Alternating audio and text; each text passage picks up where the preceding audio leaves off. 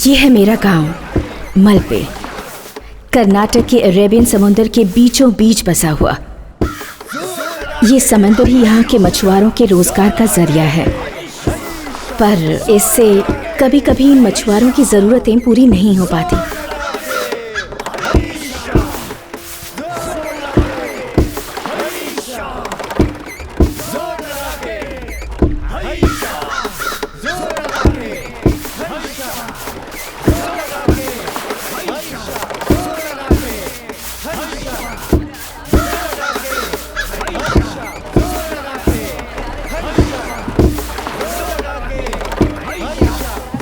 जोर लगा के, जोर लगा के, जोर लगा के, जोर लगा के, जोर लगा के, जोर लगा के, जोर लगा के, जोर लगा के, जोर लगा के, जोर लगा के, जोर लगा के,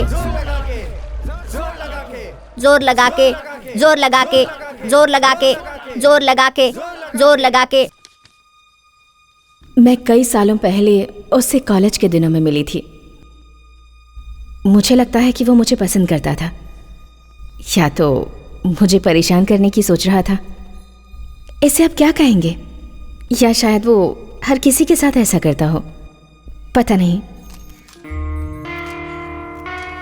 मैं जब भी काम आती थी उससे मिलती थी।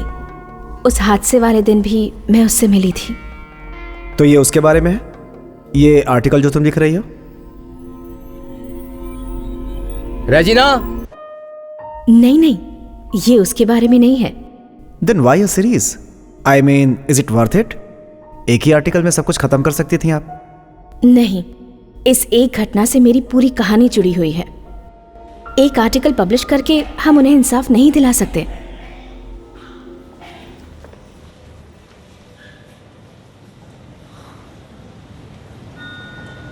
मैडम, आपके लिए चेयर लाऊं? नहीं, सिर्फ सेल ओपन कर दीजिए। इट्स ओके, मैं इसे जानती हूँ। Okay. So what is your idea?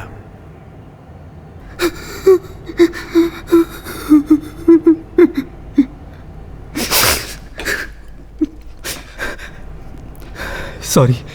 It's okay, मैं समझ सकती हूँ। अब मुझे आराम से बताइए। सच में किसी को भी नहीं पता कि असल में हुआ क्या था। हर एक इंसान एक नई कहानी बताता है। दूसरे क्या सोचते हैं ये बात कोई महत्व नहीं रखती। अहम बात यह है कि आपको क्या सही लगता है।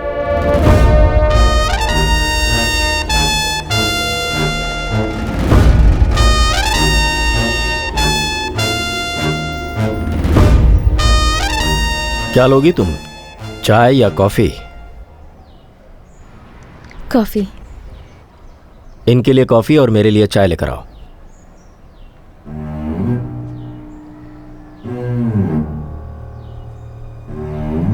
नजरिया क्या सही है क्या गलत, हर एक का नजरिया बदलता है जब वो अपनी नजर से देखते हैं।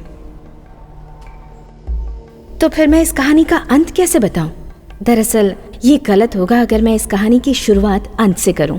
मुझे लगता है अगर हम इस कहानी को अपने नजरिए और दृष्टिकोण से पेश कर भी देते हैं तो हर एक इंसान इसे अपने हिसाब से ही जज करेगा। Fair enough. तो फिर तुम कितने आर्टिकल्स लिखना चाहती हो? आई डोंट नो, शायद 5 या 6। It all depends. ओके, तो ट्यूसडे के एडिशन के लिए 6 आर्टिकल्स तैयार रखना, and I think we can freeze on that. Sure sir, thank you so much. तो ये तुम्हारा पहला आर्टिकल है। टाइटल क्या देना चाहोगी? मैं आपको वो बताता हूँ जो मुझे पता है। मैंने जो देखा वो मैं बताता हूँ। मैं जो जानता हूँ जरूर बताऊंगा। मुंह बंद करो, मैं कुछ नहीं बताने वाला। चुपचाप बैठो, बड़े आए बोलने वाले।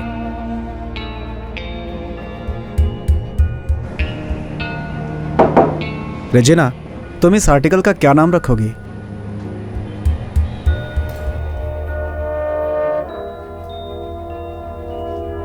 I'll call it As Seen by the Rest.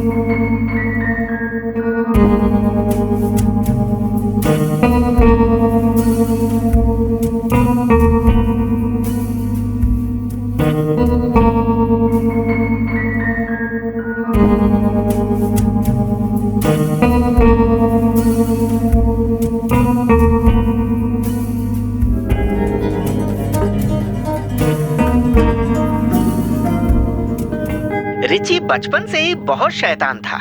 उसने 12 साल की उम्र में एक लड़के को चाकू मार दिया था क्योंकि उस लड़के ने उसके दोस्त रघु को मारा था।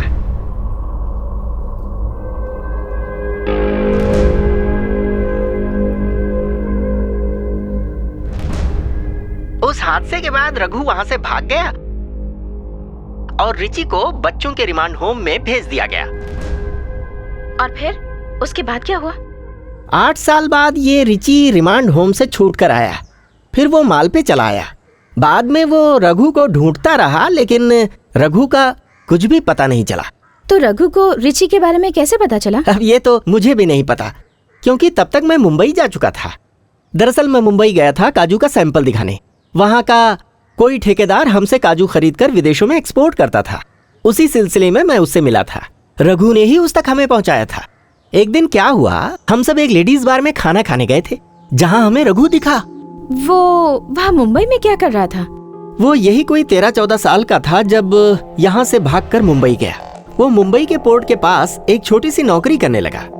कुछ ही दिनों बाद वो वहाँ पे कैशियर बन गया, क्योंकि वो हिसाब में काफी तेज था। फिर वो पोर्ट के ही आसपास छोटी मोटी स्मगलिंग करके अच्छा पैसा कमाने लगा। एक दिन क्या हुआ, एक नेवी ऑफिसर से उसने झगड़ा कर लिया और उसका सिर फोड़ दिया। फिर वो नेवी ऑफिसर मर गया। फिर रघु को अपने बचाव के लिए दूसरे गैंग का सहारा लेना पड़ा। फिर वो उसके चंगुल में ऐसा फंसा कि कभी नहीं निकल पाया। 15 सालों में कभी उसे ऐसा नहीं लगा कि घर वापस जाना चाहिए? क्या कह रही हैं आप? यहाँ की बुरी यादों में लौटकर वो आखिर करता भी क्या? हालांकि मैडम, ऐसा नहीं था कि वो मुंबई में बहुत खुश था। फिर भी आदमी कितना भी कोशिश कर ले, लेकिन अपनी पुरानी यादों से पीछा नहीं छुड़ा पाता। अरे रे, ये क्या कर रही हैं आप? पैसे मुझे नहीं चाहिए। नहीं, मैं सिर्फ नोट लिख रही थी। ये बताइए, वो मुंबई में किस बार में काम करता था? दरअसल मुंबई में कुछ ही ऐसे लेडीज बार हैं जहां मैं जाता था, लेकिन अभी कुछ याद नहीं आ रहा है। याददाश्त काफी कमजोर हो गई है। अरे हाँ, उस लेडीज बार का नाम रूपा था। ओके। हाँ, रूपा, कंफर्म। आप उससे आखिरी बार कब मिले थे? तकरीबन 1 साल पहले। वो उस रात नशे में सारी रात बोलता रहा। मैंने जब उसके पापा की मौत के बारे में उसे बताया तो वो काफी निराश हो गया।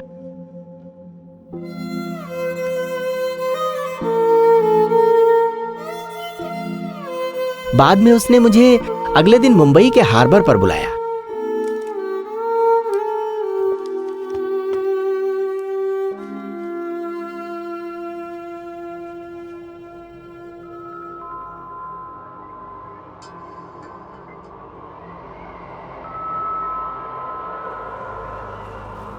ये सब कैसे हुआ?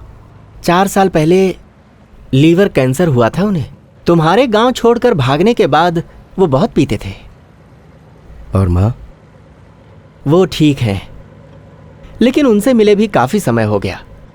मेरी आखिरी मुलाकात उनसे मछली मार्केट में हुई थी। वो खुश तो है ना? पता नहीं, वो अकेली रहती हैं। तुम ही बताओ, खुश कैसे रह सकती हैं? तुम वापस क्यों नहीं आते? कहाँ? मालपे में? वहां आके करूंगा क्या? तुम वहां कोई धंधा कर सकते हो। ये इतना आसान नहीं है। अगर मैंने मुंबई छोड़ा तो वो मुझे नहीं छोड़ेंगे। कौन? जिनके लिए मैं काम करता हूँ उनके काफ़ी राज जान चुका हूँ मैं, इसलिए वो मुझे किसी भी कीमत पर नहीं छोड़ेंगे और ना ही कहीं जाने देंगे। तो फिर तुम अपनी माँ को यहीं लेकर आ जाओ। इस नर्क में वैसे भी वो मेरे बिना शांति से जी रही होगी, उसे वैसे ही रहने दो। और बाकी सब कैसे हैं? और लोग मतलब? रिची। तुम्हें शंकर पुजारी याद है ना? इस समय रिची उसके काले और सफेद सभी धंधों को संभालता है। वो भी काफी बदमाश है। कई साल रिमांड होम में गुजारे, फिर भी नहीं सुधरा। तुम्हारे जाने के बाद 8 साल उसने रिमांड होम में गुजारे थे।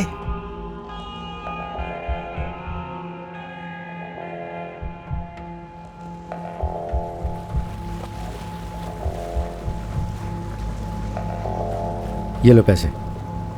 ये पैसे किस लिए? रख लो और मेरी माँ से मिलते रहना, और पैसे की जरूरत हो तो बता देना, मैं भिजवा दूंगा। और हम मिले किसी को बताना मत।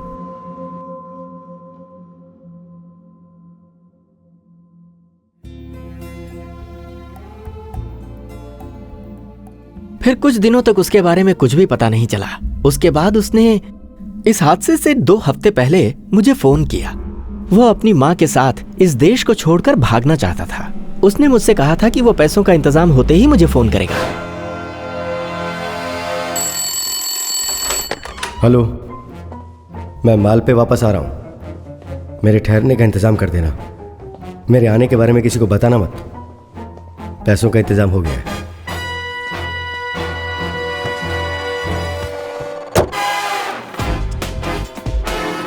बॉम्बे अंडरवर्ल्ड और यूएस माफिया के बीच एक बहुत बड़ी डील होने वाली है। एक लाल बैग जो उस डील के लिए बहुत ज़रूरी है वो पिछले 2 दिन से गायब है। मेरे पास उस लाल बैग को चुराने के अलावा और कोई चारा नहीं था। मुझे पता है वो मुझे छोड़ेंगे नहीं, वो मुझे ज़रूर ढूंढ निकालेंगे।